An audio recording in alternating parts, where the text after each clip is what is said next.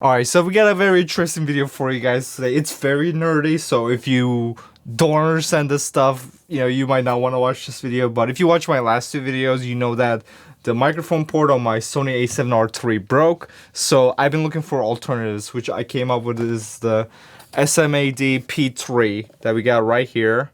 If we can get focus on it.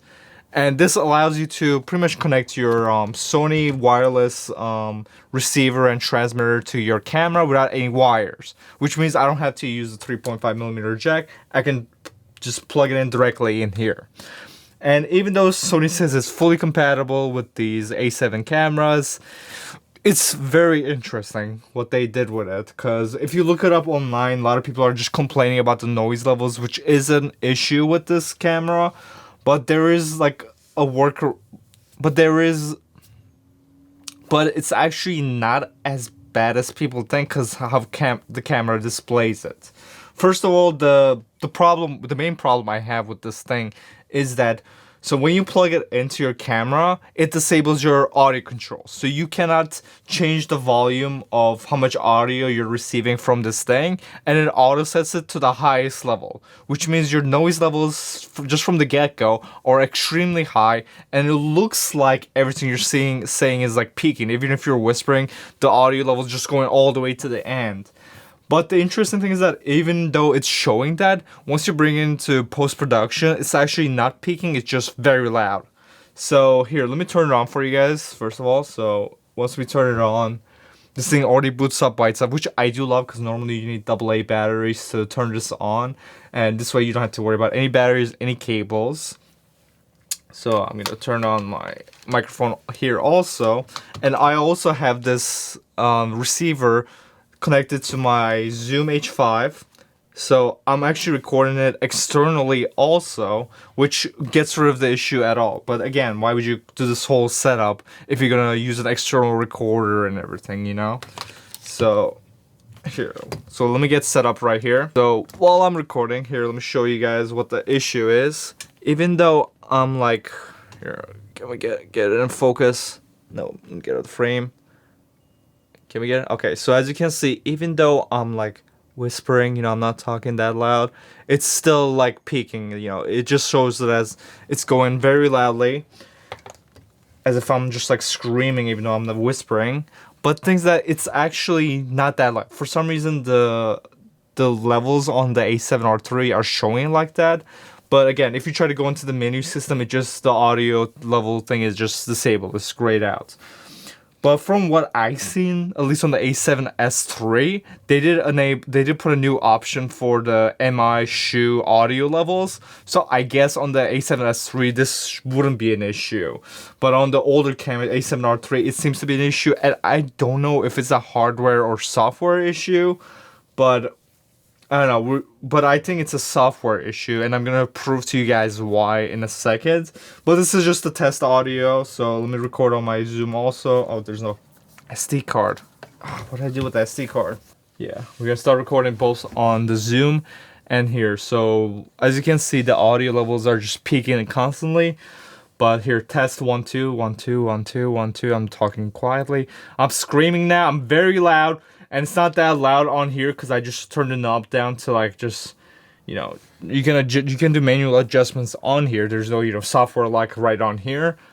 But as you can see, no matter how loud or quietly I'm speaking, it does sound very loud. Now on the microphone itself, or on the transmitter or the receiver, you can actually adjust the volume levels, which I would not recommend, honestly, because the more you reduce the volumes on the receiver and the transmitter, it gets quieter, but the noise levels stay at the same level. So if you reduce it, it just combines more with the noise and actually ruins your audio more. So personally, I think it's better to just keep it at, their default values. And then later in post, you can just reduce the volume of it and it actually sounds pretty decent. So we are going to go downstairs and we're going to go in my office and we're going to take a look at the audio and I can show you guys what I'm talking about. But before we do that, let me show you guys why I think this is not a hardware issue and it's a software issue instead. So what we're going to do actually is we're going to take this thing off, which is very scary to do, but Here we go. And I'm gonna unplug this. And I'm actually gonna plug this into my Sony FS5 right here. And I'm gonna show you guys what happens when I do that.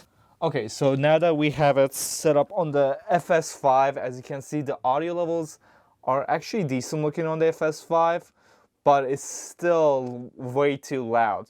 But the thing is that with the FS5, you have manual knobs on the side, so I can just set it from auto to man, and that way I can just adjust the audio and I don't have to worry about, you know, the audio levels peaking. I can get like proper audio on my camera. I don't know why it's disabled on the A7R3. You know, with the FS5 you have manual knobs so you can adjust the volume, but for some reason on the A7R3 it just gets disabled. Now again, this could be a hardware issue, and in the newer cameras I think they fixed that, because on the A7S3 you can change the volumes on the MI shoes separately, but on the A7R3 you can't. So I guess it is a hardware issue. I don't know. But on the FS5, which is an older camera than the A7R3 right here, you can override it and you can change the volume. And I don't know why you wouldn't be able to, you know, change the voltage or whatever you need to like lower the volume. But maybe they designed it so that it just gives the max amount of energy, you know, as possible. I don't know. I'm not an engineer, so I don't know these things that well. But that seems to be my conclusion. But now let's go downstairs to my office so we can take a look at the audio levels that seem to be peaking, but I'll show you guys what I mean. Okay, now we're in my office and I just listened to the FS5 for audio and it actually sounded pretty decent. Just with the auto gain, I think it sounds pretty decent. Are actually decent. You just need to add a little bit of denoise to it and it's fine. The audio is not as clean as you would get from the XLR ports into the camera, so if you just plug it into the hot shoe, it is a little bit noisier, but honestly, I don't think it's that bad. You know, if you're shooting a movie or whatever, sure, you want the best audio, then I wouldn't recommend it. For most professional situations, I think it's fine. You know, I don't think it's the biggest deal in the world. But now if we take a look at the A7R3 audio, this is where it's a little bit more dicey. So, okay, let's go here. So we got the A7R3 and the Zoom audio, both of them on here. So if we just maximize this and we just take a look at the raw data that we have right here, as you can see, both of them are actually somewhat, you know, retaining most of the information. As you can see, the A7R3 audio is not actually peaking. Here, if I play it. Yeah, we're going to start recording both on the Zoom and here. If you look at it right as you can here, see, the audio levels are just peaking constantly. Yeah, it actually sounds pretty decent in my opinion. Here, if we stretch it out even more, you can see that it's still retaining the information. But here, test 1, 2. But if we take a look at the Zoom footage. 1, 2, 1, 2, 1, 2. I'm talking quietly. I'm screaming now. I'm very loud. Here, that's how it's supposed to sound. It sounds perfectly clean. And it's not that loud on here because I just turned the knob down to like. It sounds perfect. But if we take a look at the A7R3 audio, you know, you can do manual adjustments on here. There's no, you know, software like right on here. There's a lot of noise added to it, but it's actually not peaking, which is was my original worry. If you look at my previous video, I thought it was peaking, so I was like trying to reduce the volume from the knob, from the transmitter and the receiver itself. But if you do that, actually the audio combines more with the noise, so it becomes harder to denoise in post-production. So now if we first of all, let me synchronize these. But now if I just add some denoising, let's compare it, see how that sounds to the Zoom audio. If we just add a denoiser, keep it at the default value. But as you can see, you know, no matter how loud or quietly I'm speaking, it doesn't sound bad. It does sound very loud. Now on the... If we compare that to the Zoom microphone itself, or I mean, on the transmitter or the receiver, you can actually adjust the volume. The Zoom does sound a lot better. Levels, which I would not recommend, honestly, because the more you reduce the volumes on the receiver and the transmitter... The Zoom definitely has more of a range where the A7R3 audio kind of sounds a little bit tinny, to my opinion. It gets quieter, but it's honestly not bad. So it is usable. But I'm probably still gonna get my A7R3 repaired so I can use the XL or the 3.5mm port on it. But so from what I've seen, it is usable, especially on the FS5. I think it sounds pretty great. On the A7R3, there is a lot of noise added to the audio that you can get rid of in post-production, so it's not the biggest deal in the world.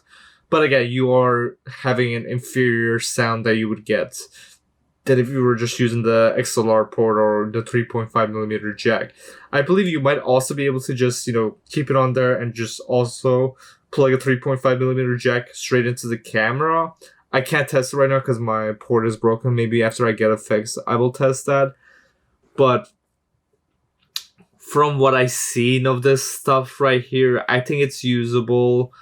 But again, you'll be better off if you're doing professional shoot. You'll always be better off just recording it externally. These cameras don't really have the best amps. The FS5 does have really good amps, but the A7R3 just doesn't have the best amps. So you'll always be better off recording externally. But if you do need to have just a lavalier mic connected straight into the camera, this is a good option, especially if your 3.5mm jack broke, just like how it did with mine. But anyways, guys, thanks for watching this video. Hopefully it was helpful to you. These things are a little bit confusing, if Sony just enabled, us, if Sony just allowed us to, be able to change our audio without setting it to just auto, I think this issue would be solved. But again, I don't know if this is a hardware or software issue. If it's a hardware, there's nothing they can do. But if it is software, it is really messed up that they're not giving us full control over it. But again, thanks for watching this video, guys. Hope you enjoyed. Make sure to subscribe and make videos every single week. And I'll see you guys in the next video. Goodbye.